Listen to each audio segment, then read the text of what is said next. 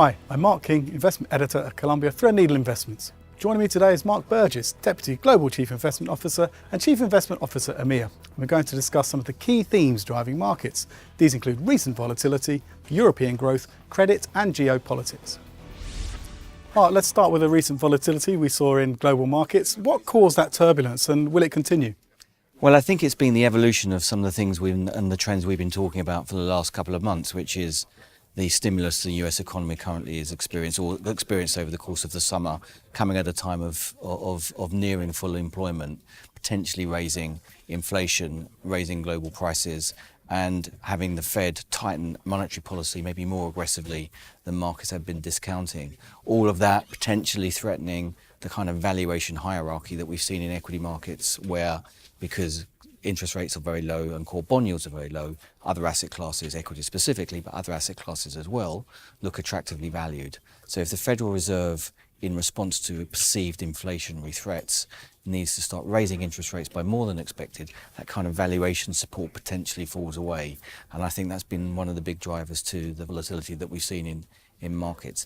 In addition to that, we've seen some beginnings of consequences of the trade sanctions that Trump's been implementing. So some isolated incidences of companies and sectors sort of beginning to warn about profits because of supply chain disruptions or just general interruptions to their business models brought about by the trade sanctions.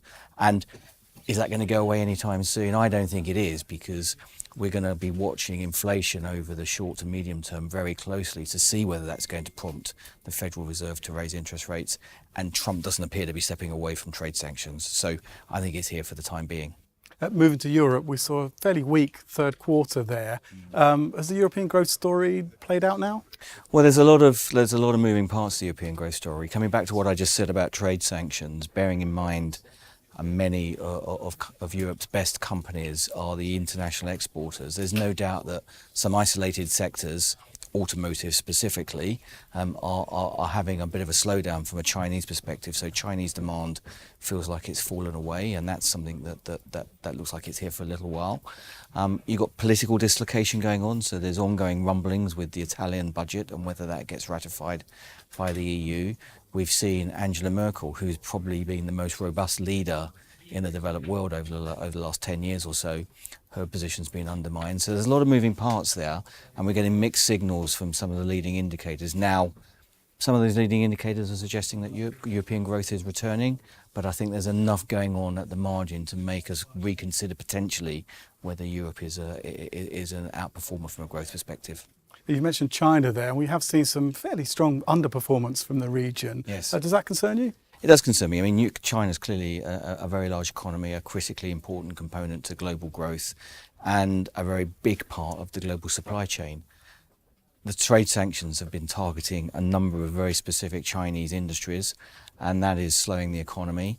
And the Chinese response is slightly hampered by the fact that they've got a lot of debt, and they are wary of creating some kind of financial accident by additionally stimulating the economy from a credit perspective.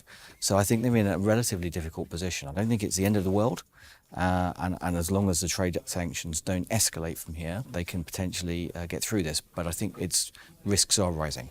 Yeah. And where are we now in credit markets, and what are they signalling? Well, it's signalling the same thing that equities are signalling, which is that there is now an alternative to risk assets in the form of core bond markets potentially. With the US 10-year Treasury now yielding over 3%, there is a real alternative to owning risk assets, equities and investment grade and high yield. Also, some of the slowdowns that we've just been talking about with response to China, that's impacting specific industries, and some companies are having profit warnings as a result of that. So we're seeing credit spreads widen, and the asset class is just taking a bit of a pause for breath. Potentially it's reaching levels which may be interesting again, but I think we'd want to see this play out a bit further before we made additional investment into the sector. Yeah. And in Brazil, we've seen the election of a right-wing candidate. What does that mean for Brazil, for LATAM and the wider emerging market region? Yeah, I think that's a complex question with many potential outcomes. So from a market's perspective, the consensus is that this is a market-friendly president, less interventionist to the right rather than to the left, obviously, with an endeavour to clear up corruption, and the markets have taken that very well. But clearly, he's a relatively divisive figure. He's made a number of relatively inflammatory comments about a whole range of issues, and there are concerns about what that might mean from a geopolitical impact. I think it places additional spotlight on EM generally, and I think the ramifications of that will probably rumble on. So Brazil specific, from a market's perspective, is probably a good thing, but sort of in the wider context, I think it's much more complicated than that, and not necessarily a good thing at all. Yeah, Mark, thanks very much.